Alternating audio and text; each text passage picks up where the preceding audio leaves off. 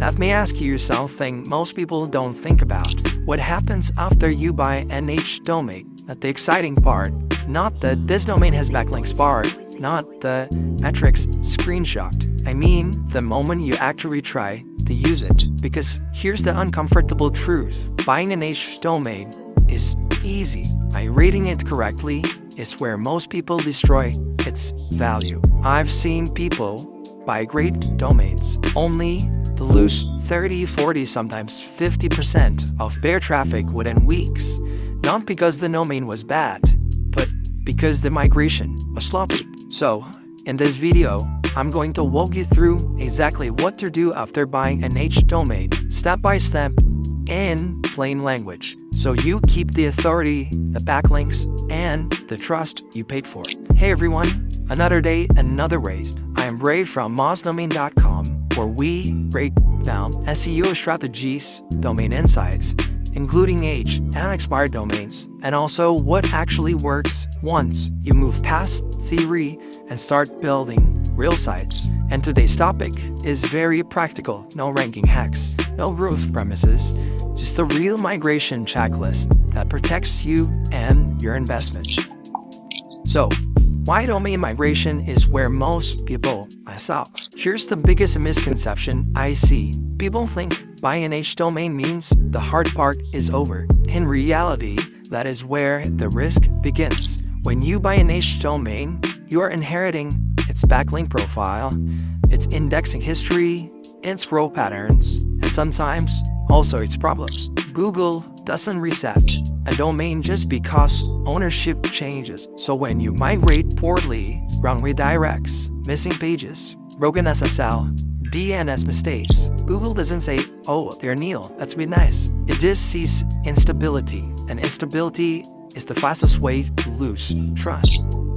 Before you touch anything, due diligence still matters. Before you even think about hosting or DNS, you need to confirm what you actually bought. Open Wayback Machine and look at the domain's past. Ask yourself, did this look like a real site? Was it stable? Did it suddenly turn into spam at some point? Then, check backlinks using tools like Ahrefs or SEMrush. You're not just looking at DR, you're looking for patterns. Are anchors natural? Are links contextual? Or does it scream manipulation? And if you're able to check Google Search Console history, any manual actions, any weird indexing behavior, this step is actually very, very boring. But skipping it is how people inherit disasters without realizing it. Backups and documentation. This is your safety net.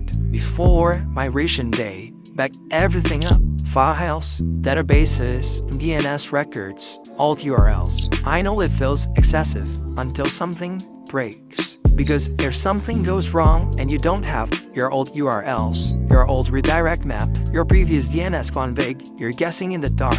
This isn't about being paranoid. It's about giving yourself a way back if needed.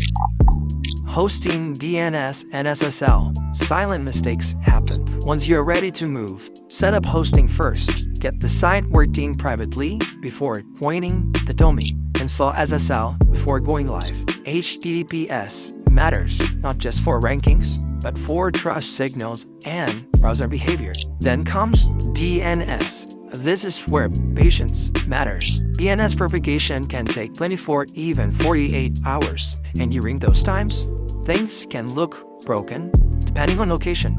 And that is very, very normal. What is not normal is actually rushing changes during propagation. Make the change once, then monitor. Migration day. Redirects decide everything. If there's one part you cannot mess up, it's redirects. 301 redirects are how link equity survives migration. Every important alt URL should point to its direct equivalent, or the closest relevant page, not the home page, not a random category, not "we'll fix it later." Avoid redirect chains. One hop, clean, final destination. And never use 302s for a permanent move. This alone determines whether your H domain keeps its authority or loses it quietly. Internal and external links. After redirects, update internal links. You don't want your own site relying on redirects forever. That adds friction for crawlers and users. Then, look at your backlinks.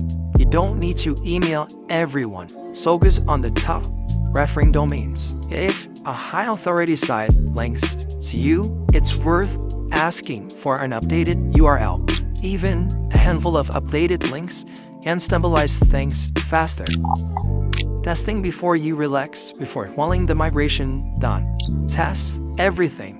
Pages loading, forms working on my layout, okay? Analytics firing. Use the crawler to scan the site. Look for 404s, redirect loops, missing assets, migration errors compound quietly. Catching them early saves weeks of recovery. Post-migration, what to watch and what's normal. So, after the migration, submit your sitemap. Use URL inspection for priority pages. Expect some movement. A small dip, 10 to 20% is normal. What is not normal? Massive de-indexing, sustained 30+% traffic loss, and even pages disappearing completely. Those usually means something broke. Well, you need to watch traffic daily for the first few weeks. It's not paranoia, it's maintenance. Here are the common mistakes that kill aged domains. I see the same mistakes over and over. People ignore domain history and they rush to redirects. They forget stakeholders. They assume Google will figure it out. Well, Google doesn't guess. It observes behavior. Migration is a signal. Do it cleanly and trust carries over. Do it sloppy and history works against you. Tools that actually help. You don't need China tools. You need one SEO tool to check links and indexing, one DNS checker, one crawler, and also Search Console and Analytics. That's all you need. So migration isn't about fancy dashboards. It's about execution. So here are the highlights of what we learned in this video. Buying an H domain is not the win, but protecting your H domain is the win. If you migrate carefully, respect the domain's history, and monitor the transition properly, you give the authority you paid for. But if you rush it, you reset everything, sometimes even permanently. If this checklist helped you think more clearly about domain migration, hit like, subscribe, and drop a comment below. And if you've ever had a migration go wrong, I'd actually love to hear what broke, because most people learn this the hard way. So, see you in the next video. Bye.